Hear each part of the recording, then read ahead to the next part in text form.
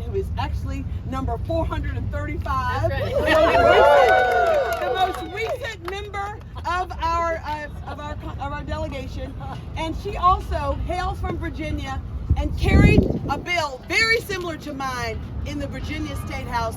I'm yielding my time to her. Thank you. I am Congresswoman Jennifer McClellan. I am the first Black woman elected to Congress from the Commonwealth of Virginia. The Commonwealth of Virginia, which was the birthplace of American democracy, but also the birthplace of American slavery and the capital of the Confederacy. I stand on the shoulders of my great-grandfather, who had to take a literacy test and find 3 white men to vouch for him just to be able to register to vote.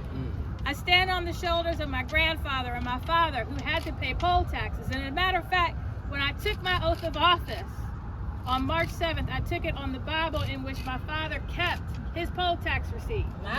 And yet my grandmother, my great-grandmother, never voted, and my mother couldn't vote until after the Voting Rights Act of 1965. And every time in our nation's history when the federal government pushed to enforce the right to vote, the states had to follow. When the federal government retreated, the states suppressed the vote. Yes. Until in Virginia, we flipped the script. And we passed the Voting Rights Act of Virginia in 2021, becoming the first and only state in the South to have a Voting Rights Act.